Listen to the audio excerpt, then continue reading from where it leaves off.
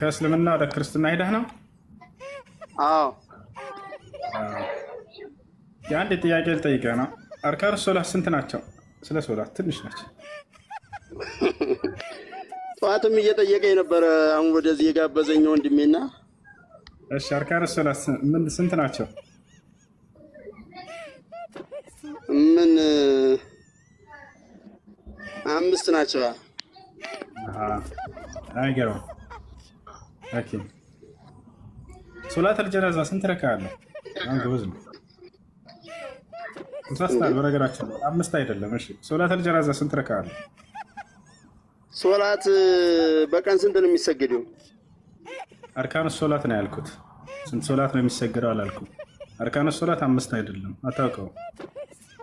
እሺ ሶላት አልጀናዛ ስንት ረካ አለው? አቤት እንደው ምሁር። እሺ ሶላት አልጀናዛ ስንት? አይ ሲጀመር ሶላት አልጀናዛ አንተ ሩኩ ይወረዳል እንዴ? ቆይ ስንት ረካ አለው ነው ያልኩት። ሩኩ አይደለም የጠየኩት እኮ። ረካ የምቆጥረው እኮ ሲኖረው አይደለም ስጁድ የምትወርድበት ነገር ሲኖረው እኮ ነው። ስለዚህ ረካ የለውም ወይንስ ስንት ረካ አለው? እሱን አንተ ትነግረኛለህ። እኔ አሁን የገባሁበት ዋና ምክንያት ለምንድን ነው የገባሁ በተለይ ነው የሚሻለው። ገብቶሃል? ለመሰለ ሙስሊም ነኝ ህፃን የሚመልሳቸውን ጥያቄዎች መመለስ አልቻልኩም። ለምታሽ ስለ እግዚአብሔር ክብር ብያውን ዋሽ እንደ ኃጢአተኛ እቆጠራለሁ። ስማ ይኸውልህ ሾርጥ ሶላትን ጠንቅቆ የሚያውቅ አንድ ገና ቁርአን እንትን ያለ ልጅ የሚያውቀውን ነው እኮ እየጠየቀኝ ያለው። ለዛ ነው ስለ ሾርጥ ሶላት ቆይ አዳምጠኝ። ሸርጡ ሶላትን እንማር ካልከኝ ሸርጡ ሶላትን እንትን እንበል። ከዛ ውጪ ግን አሁን እዚህ ያነሳችሁ አልመለስከውም። አርካኑ ሶላት ስንት ነው? 5 ነው አለ። ተሳስተሃል። አርካኑ ሶላት 5 አይደለም። ደግሜ አሁን በጠይቀህ ማታውቀውም እርግጠኛ ነኝ። እስኪ አርካኑ ሶላት ስንት ነው? ደግመህ ለመመለስ ሞክር። እሺ እኔ ልመልስልህ። አርካኑ ሶላት ማለት ምን ማለት ነው? እሺ ይሄን መልስልኝ። እሺ መልስ ነው ይሄ ማለት አርካኑ ሶላት ማለት ምን ማለት ነው ነው የኔ ጥያቄ። ምን ማለት ነው? እስኪ ንገረኝ። እሺ አርካኑ ሶላት ማለት የሶላት ማዕዘናቶች ማለት ነው። እሺ አሁን ስንት ናቸው? ንገረኝ። አርካ የምትለውን ቃል ነው። አርካ ማለት ምንድን ነው? አርካን የማውቀው ኦሮመኛ እጅ ማለት ነው። አርካ ማለት ገባህ? ስለዚህ አርካ የምትለውን ቃል ፈስራት። ማዕዘናት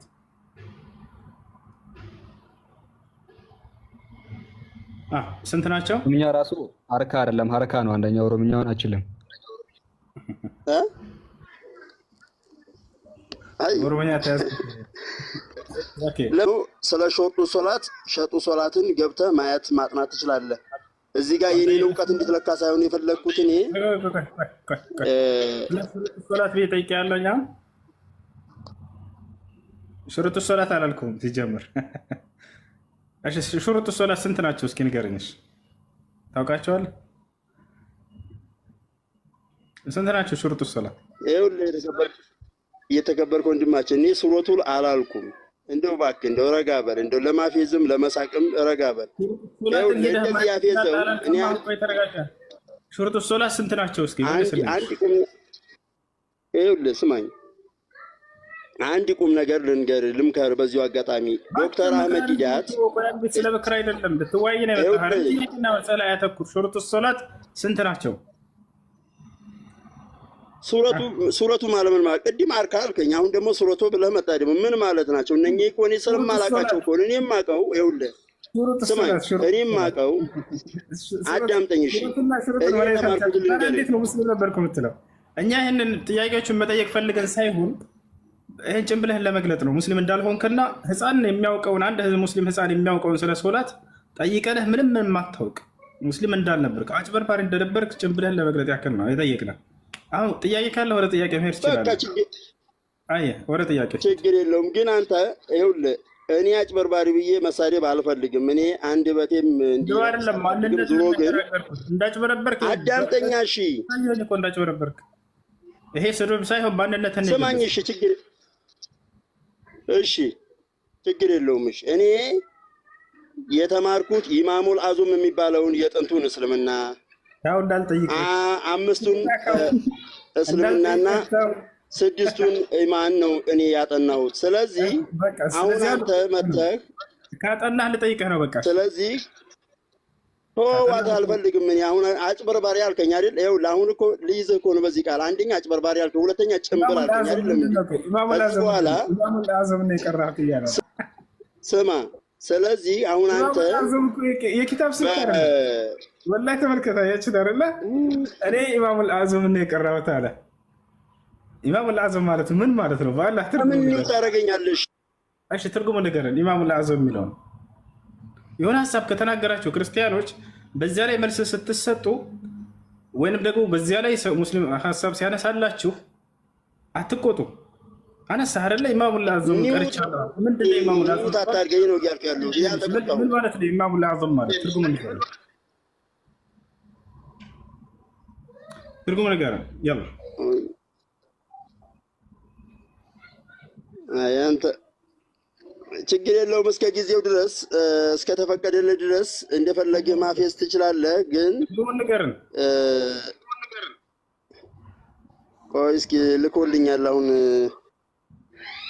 አያውቀውም ራሱ ኢማሙል አዕዘም ድረስ ነው የቀራሁት አለ። ኢማሙል አዕዘም የሚባል ኪታብ የለም። ኢማሙል አዕዘም ማለት ትርጉሙ ራሱ ኪታብ አላልኩም። ስለመ ኧረ ተው በእናትህ ተው አንተ። ምን ማለት ነው አሁን? እኔ ትቻለሁ እኮ አሁን ስለዛ ነገር ማንሳት አልፈልግም አልኩ። ሰደብከኝ እኮ በቃ አይበቃም እንዴ? ሰደብከኝ። ስድብን ከተቀበልኩ በኋላ በቃ ችግር የለውም። አታጭበርብር። አሁንም እያጭበረበርክ ነው። ስድብ አልሰደብንህም እኛ። ማጭበርበርህን ያው በገሃድ አጋለጥኩህ። አርካኑ ሶላት ስንት ነው አልኩህ፣ ለመመለስ ሞከርክ። ዋሸህ። እንደማታውቅ አሳየሁኝ። 5 ነው አልክ። አይደለም ተሳስተሃል አልኩኝ። ስለዚህ ሙስሊም ነኝ እያልኩ አታጭበርብር። አጭበርባሪ መሆንህን ያው ውሸታም መሆንህን በገሃድ አሳየሁህ። ታል አይደለ? ይሄ ነው አሁን ሚውት ነው ኒውት እያደረገኝ እንደዛ። ስማ ባጭሩ አሁን ጥያቄውን ቅድም ስታነሱትና አንድን ምንም መጽሐፍ ቅዱስ እውቀት ለመናገርም እንትን ያላቸውን ሰዎች የምታስቸግሩበትን ነገር ተውና ወይ መጽሐፍ ቅዱስ አስተምሩ ወይ ስለ ቁርአናችሁ በደንብ ጠንቅቃችሁ አትምከረን እባክህ። ሰውዬ ጤነኛ አይደለም እንዴ? የሆነ የምትጠይቀው ነገር ካለ ጠይቀን መልስልህ፣ ወይ እኛን ጠይቀህ መልስ። የዳዕዋ አካሄዳችንን ጭራሽ በዚህ መልኩ አድርጉ እያለ እኮ ሰውዬ እየሰበከ ነው። ጤነኛ አይደለም እንዴ? አንተ እንዳልክ እናስተምር። አንተ የዳዕዋ አካሄድ ወይንም እንዴት እንደምናስተምር እየቀረጽክልን ነው። እንደዛ መጽሐፍ ቅዱስ አስተምሩ፣ ቁርአን አስተምሩ። ስንት ሰዓት ላይ ብንግባ ጠይቀው እስኪ። ስንት ሰዓት ላይ ብንግባ ማያግርክ ስንት ሰዓት ላይ ብንገኝ ደስ ይላል። እስኪ ንገረን። ይሄንማ ስማ፣ እኔ አሁን ጥያቄ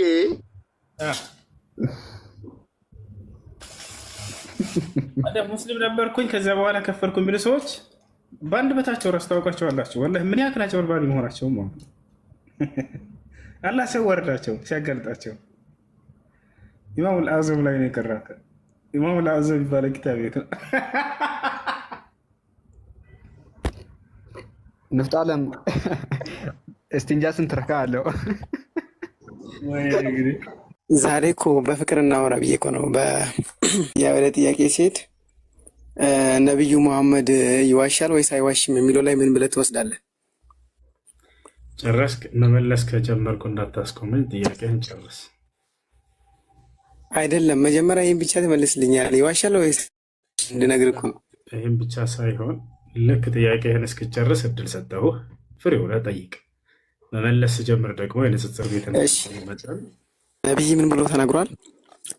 አንደኛ በእኔ ላይ ውሸት የተናገረ ገሃነም ይገባል ብሏል። አንተም እንዳትዋሽ አንድ ጥያቄ ነው የምጠይቀው። የቱ ጋር ነው እንደሱ ያሉት? ና ትልቁ ላይ ነህ ክፈት። ምን ተሰራችው? የነቢይ መቃብር ላይ ትልቁ ላይ ነህ ክፈት። አይደለም እንደሱ ያሉበትን አውጣ። ቆይ ከመጀመሪያ ዋሽ አይደለም። ስልክ አልያዝኩኝም። ስልክ ትርፍ አልያዝኩኝም። አዳምጠኝ። ነቢይ ምን ብሏል? አዳምጥ። እኔ ይዣለሁና አዳምጥ። እሺ አዳምጥ። እሺ አንተ ስለ አምላክ 5 ደቂቃ አውራ። ተረጋጋ። አሁን የተናገርከው ንግግር ማስረጃ ወጣ። የቱ ጋር ነው ያለው? ከመጀመሪያው ውሸት ብሎ ነብዩ ሰለላሁ ዐለይሂ ወሰለም ጀመረ። ራሱ ውሸታም መሆኑን በአንድ ጥያቄ ገና ያስኩት ከመጀመሪያው። የቱ ጋር ነው ነብዩ ሰለላሁ ዐለይሂ ወሰለም እንደሱ ያሉት? እኔ ስልክ ይዣለሁ። እሺ አሁን አይዋሽም ይዋሻል ነው እሱን ብቻ መልስ። የቱ ጋር ነው አሁን ለተናገርከው ውሸትም ማን ውሸታም እንደሆነ ከመጀመሪያው ጀምር። ካንተ ውሸት አይደለም። ስለዚህ ዋሽተሃል አይደል? አንተ አሁን አክሱም ጽዮን ማርያም የተሰራችው አንዴ ተረጋጋ። አዳምጥ። ቆይ እሺ፣ አንዴ አታዳምጥም። አንዴ አትበለኝ። ማስረጃ የተባልከው ለተናገርከው አሁን እሺ። ነብይ እንደዚህ አላለም? በእኔ ላይ ውሸት የሚቀጥፍ ገሃነመ እሳት ይገባል አላለም? የቱ ጋር ነው እንደሱ ያሉት? አላለም ብለዋል። የቱ ጋር ነው ያሉት? አትጠይቀኝ። አሁን ቀደም እሺ፣ አንተ አሁን ራሱ ስለ ካርኩ ክዳል ማለት ነው። የቱ ጋር ነው ማስረጃ? ስለዚህ ቁጥሩ እኮ ነው። አንተ እኮ አሁን አባባል አላለም ማለት ጥሩ ነው፣ ምክንያቱም ነብይ የካርክ ስለሆነ። ወደ ቀጣይ ጥያቄ ሂድ። ከዚህ በኋላ ስትናገር በጣም ደስ ይለናል። አሁን ለተናገርኩት አለ ተናገርኩ አዳም ተረጋበል። እሺ፣ በጣም ደስ ይለናል። በኋላ ግን ለምትናገረው ማስረጃ እያዘጋጀ። እሺ፣ ቀጥል። አሁን ወደ ቀጣዩ ሂድ። እሺ፣ በጣም ጥሩ። ምክንያቱም ስለ አንተና ስላልከኝ ወደ ቀጣይ ጥያቄ ልላፍ። አክሱም ማርያም የተሰራችው የነብይ መቃብር ላይ ነው ብሎ ተናግሯል ነብይ። የትኛው ማስረጃ አንድ ማስረጃ ሊሰጠኝ ይችላል? የትኛው ነብይ ላይ ነው እኛ ቤተክርስቲያን አክሱም ማርያም የሰራ ነው? የሚለውን አሳየን። አይደለም ማስረጃ አምጣ። አንተ አሳየኝ እንጂ አንተ አሁን እየዋሸኝ ነው። ጤነኛ አይደለም እንዴ? የቱ ጋር ነው እንደሱ ያሉት? አትቀበልም? የንግግር ነብይ ንግግር የቱ ጋር ነው? ልቀበልህ እኮ ነው። አትቀበልም የተባልከው ማስረጃ ሁላችሁ ታዘቡ። ሙስሊሞች እህቶች ከስር ያላችሁ ጤነኛ አይደለም እንዴ? አሁን ለተናገርከው ማስረጃ ጅል ነው እንደ ፈጣሪ። ስልክ አልያዝኩኝም አልኩህ እኔ ይዣለሁኝ። ቁጥሩን ብቻ ነገር ላግዝ እኮ አይደለም። አዳምጠኝ እሺ። የነብይ ንግግር ትቀበላለህ ወይስ አትቀበልም? እሺ፣ እሱም ብቻ ማለት እቀበላለሁኝ። የቱ ጋር ነው ልየው እስኪ ስጠኝ። ለምን በማስረጃ አይመጣም እኮ? ካሳየው ምን እምነትን ተለቀህ ትወጣለህ? አዎ ለቅ ይወጣለሁ። ያው አክሱም ለቀህ ትወጣለህ እምነትን? አዎ ለቅ ይወጣለሁ። እሺ፣ ሌላ ውሸትም ከጨመርኩልህ ለቀህ ትወጣለህ። ሌላ የዋሸበት ነብይ ማለት ነው የቀጠፈበት። አዎ ና አውጣ ማስረጃ። ሁለተኛ ውሸት ብያቸው ነበር አይደለ? የመጀመሪያው አንደኛው ውሸት ማስረጃ ነው። እሺ፣ እሺ፣ ልንገርህ አውጣ ልንገር እሺ፣ ልንገር አውጣ ልንገር። አይ ላውጣ ነው። ቡሃሪ እሺ፣ 1341 1341 አክሱም ጽዮን ማርያም ላይ 1341 ቁጥር ላይ ነቢያቶች፣ እስኪ ተረጋጋ። አክሱም ጽዮን ማርያም ላይ ነቢያቶች መቃብራቸው ይገኛል እዛ ብሏል ነው ያለ። እሺ፣ አክሱም ጽዮን ማርያም ቤተክርስቲያን ላይ እኮ እንደዛ አይደለም ያለ። አዳምጥ እሺ፣ አንድ ጊዜ ለሚያተደምጥ ብለሃል ቅድም። ሀሳብህንማ እንዳትቀይር። ለምን ዋሽ እኮ አይወለህ ካሁን በኋላ ለምን ዋሽ? አውራና ላውራሽ ይኸውልህ፣ አይሰማም እንዴ? አሁን ማን ውሸታም እንደሆነ ልናሳይህ ነው። ያው ልገልጥልህ ነው። አንተን ግለጥ ብዬ አላስገድድም። ምን ላውጣለህ? ቁጥር ስንት ነው ያልከው? አይደለም ነብይ እኮ እንደዛ ብሎ አንተ ማስረጃ አምጣልኝ። የትኛው ነብይ? ቡኻሪ ስንት ነው? ቡኻሪ 1341 1341 እንዴ? እሺ ተረጋጋስ ላውጣለህ። አንተ ሰውዬ አንተ ግን የምታመጣልኝ ማስረጃ ልንገርህ። ለመጨረሻ ጊዜ ነው ዛሬ የማስተናገድ። ነብይ ምናምን እያልክ አትደጋግም። በቃ እኮ ላዳምጠኝ አንድ ጊዜ ላወጣለህ። አንድ አይነት አድርግ። ጤነኛ አይደለም እንደ ፈጣሪ። ስርዓት የላችሁም ግን ላወጣለህ ነው። 1341 ላይ ላወጣለህ ነው። እሺ የትኛውን ላወጣለህ? አረበኛ ወይስ እንግሊዝኛ? ያው አንተ አስረዳን። አንተ ነህ ማስረጃ ያመጣኸው። አንተ አስረዳን እኮ አንተ አስረዳን። አታውቅም አላውቅም ብለህ ድምፅህን ከፍ አድርገህ ንገራቸውና ከዚያ ላስረዳ እኮ። ራስህ ደግሞ አይዋሽም በላይ እንደማይዋሽ እውነቱ እኮ ያወጣንልህ አስረዳን። የቱ ጋር ነው አክሱም ጽዮን ማርያም የሚለው? የቱ ጋር ነው አክሱም ጽዮን ማርያም የሚለው? የቱ ጋር ነው? አሳየና። አክሱም ጽዮን ማርያም የሚለው የቱ ጋር ነው? ጥቅስ እሺ የሚላል ግን አሳየው። አላነብም ማለት በቃ ሁለተኛ እዚህ ቤት አድነች እንዳታስገቡት። ምንም ማድረግ አይቻልም። ያው ክርስቲያኖች ሲያያቸው ነው። ስርዓት የሚባል ነገር የለም። ነቢዩ መሐመድ ኮሜንት ላይ እንዳትናደዱ፣ እንዳትሳደቡ። ማንኛውም ሙስሊም የትኛውም ቦታ ላይ ሲሳደቡ ብትሰሙ እለፏቸው። ለማንኛውም አክሱም ጽዮን ማርያም ላይ እዛ በቤተ ክርስቲያን የነቢያት መቃብር አለ ብለዋል ነው የሚለው። ጭራሽ አክሱም ጽዮን ማርያም የሚል እዚህ ቦታ ላይ የለም። አክሱም ጽዮን ማርያም የሚል የለም። ምን እንደሚል ተመልከቱ።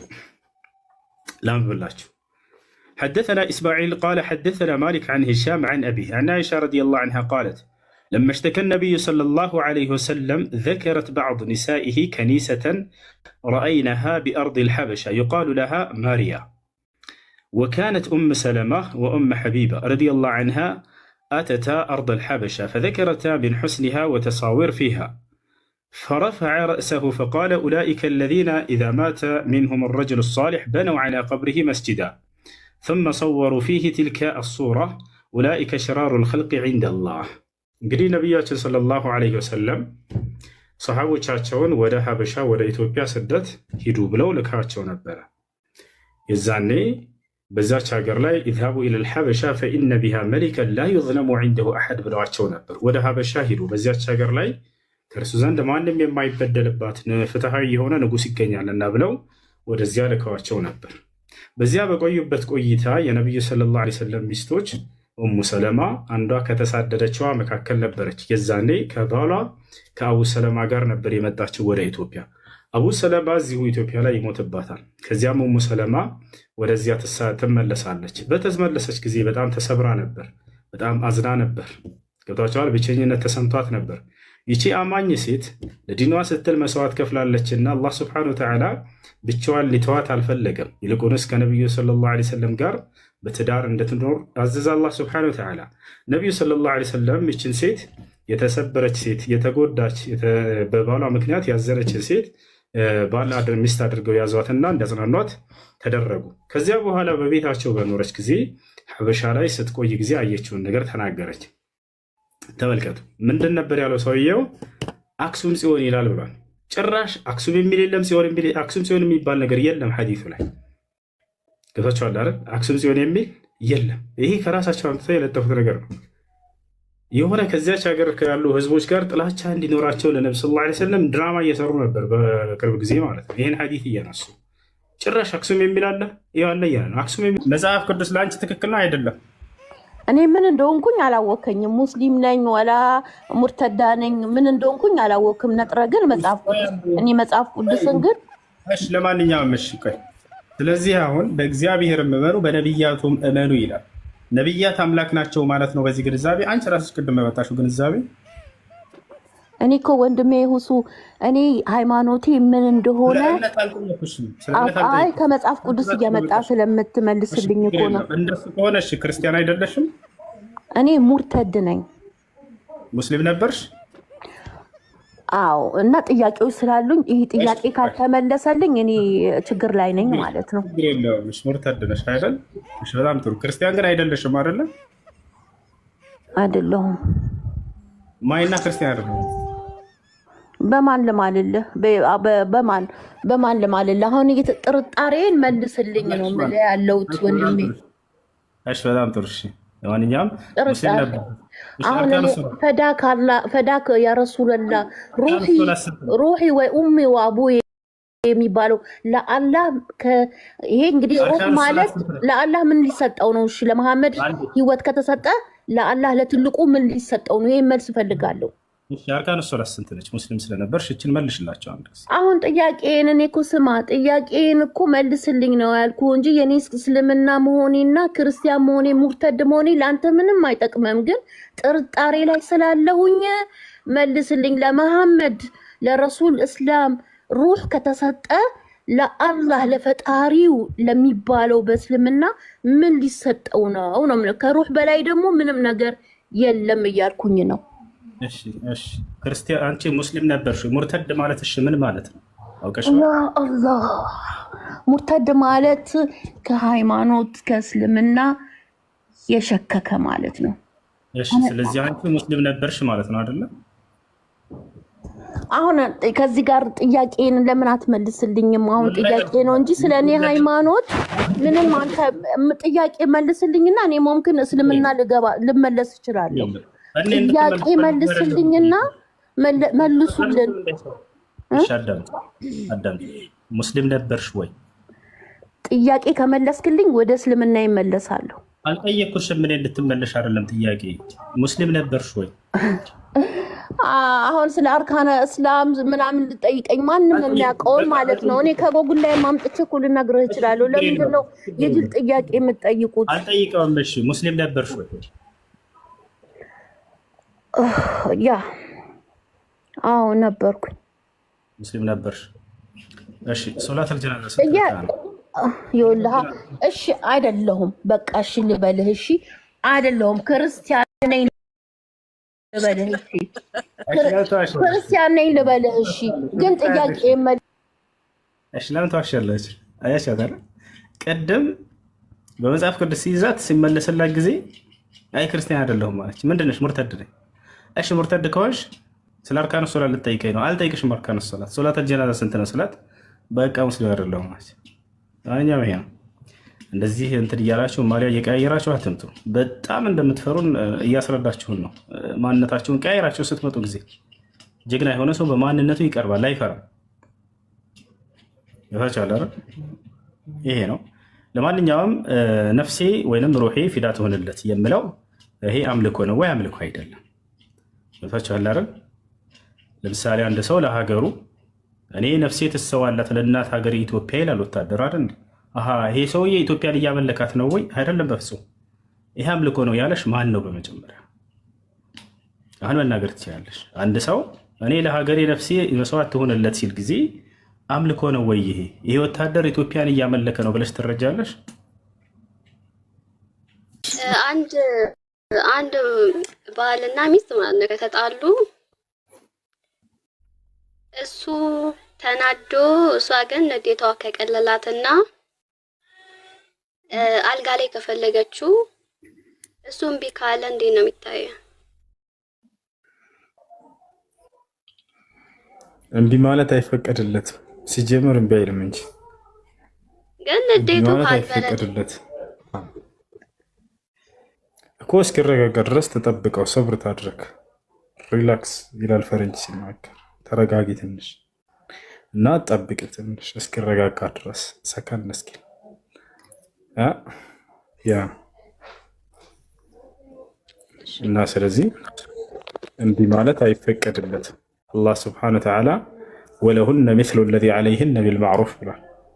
በሴቶች ላይ ባላቸው መብት ልክ ለእነርሱም በእናንተ ላይ እኩል የሆነ መብት አላቸው ብሏል አላህ። ልክ እንዲሁ ነቢያችን ሰለላሁ ዐለይሂ ወሰለም ለሁነ ማ ዐለይኩም ብለዋል። በእናንተ ላይ ባላቸው በእነርሱ ላይ ባላቸው ግዴታ ልክ ለእነርሱም በእናንተ ላይ ግዴታ ማነው መብት አላቸው ብሎ ተናግሮላቸዋል። ስለዚህ እምቢ ሊል አይገባውም ወደ ፍራሽ ጠርታው፣ እሷም እንዲሁም እምቢ ልትል አይገባም ወደ ፍራሽ ከተጠራች። ነቢያችን ሰለላሁ ዐለይሂ ወሰለም አንድ የመረጋጋት ልጨርስ ለእኔ ድርስ አንድ ጊዜ ላወራ። እሺ ነቢያችን ሰለላሁ ዐለይሂ ወሰለም ሲናገሩ ኢዛ ደዓ ረጁል እምረአተሁ ኢለል ፊራሽ ፈአበት ፈባተ ገድባን ዐለይሃ ለዐነትሃ አልመላኢካ ሐታ ቱስቢሕ አሉ። አንድ ሰው ሚስቱን ወደ ፍራሽ ነይ ብሎ ጠርቷት ያለምንም ምክንያት እምቢ አልመጣም ካለችው ሌሊቱ እስኪነጋ ድረስ መላእክቶች ይረግሟታል ይላል። ልክ እርሱም እምቢ ካለ በዚሁ አንጻር ማለት ነው። በዚሁ አንጻር እርሱ ለምንድን ነው ግን ታዲያ ሐዲሱ እሷን የተናገረው? ምክንያቱም በአብዛኛው ጊዜ ተፈላጊዋ ተጠያቂዋ ማን ነች? ሴት ነች ወንድን የምትጠይቀው ለግብረ ስጋ ግንኙነት ወይንስ ወንድ ነው ሴት ልጅን የሚጠይቀው? ተጠያቂዋ ማን ነች? መልሱ። ሴት ልጅ ነች አይደል ተጠያቂዋ። ስለዚህ እምቢ እንዳትል ተብሎ ሐዲሱ መምጣት ያለበት ማንን ነው?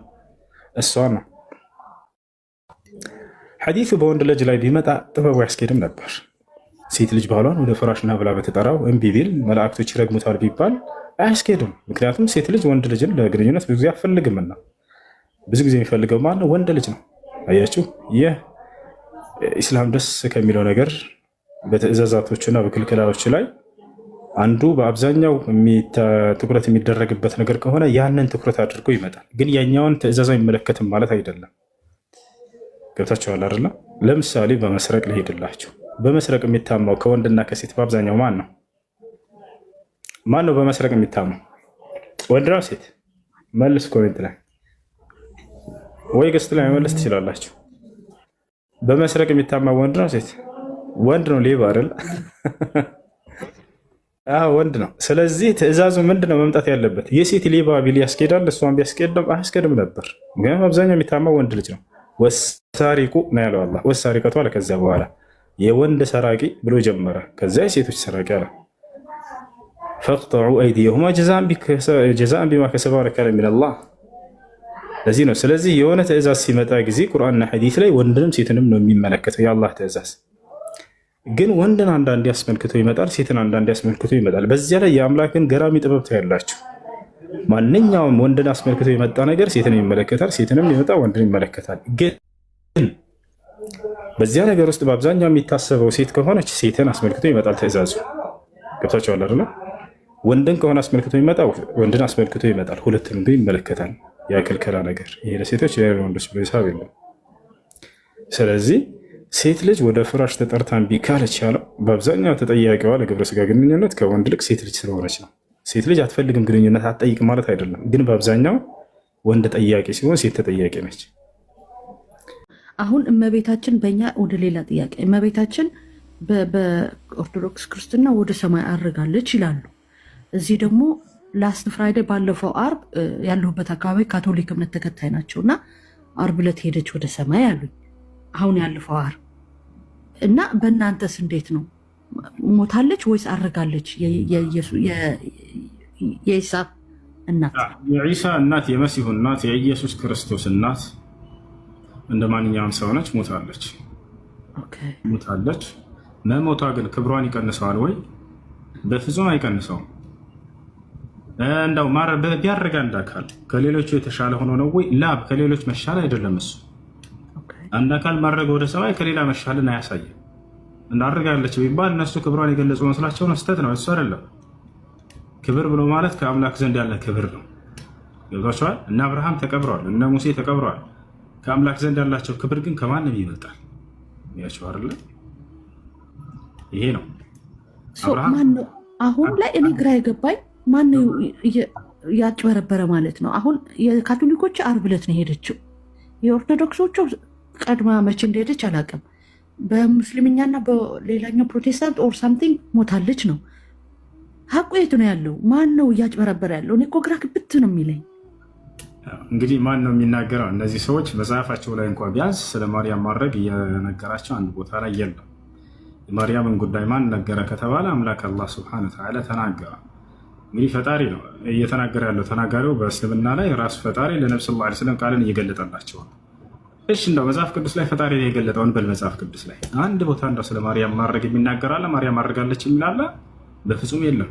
ግን በራሳቸው አድርጋለች ብለህ በቃ ብለህ ይዛሉ እነዚህ ሰዎች። ከኦሪት ዘፍጥረት እስከ ራዕይ ድረስ ባለው ማርያም አድርጋለች የሚል የለም። ይህን ትልቅ አረስት እንዳው ጳውሎስ ራሱ አይተውም ነበር። ጳውሎስ ማርያም አድርጋለች ብሎ የተናገረበት አንድ ቦታ ማርያም የሚል ቃል ጳውሎስ አንዲት ቦታ እንዳላነሳ ታውቃላችሁ?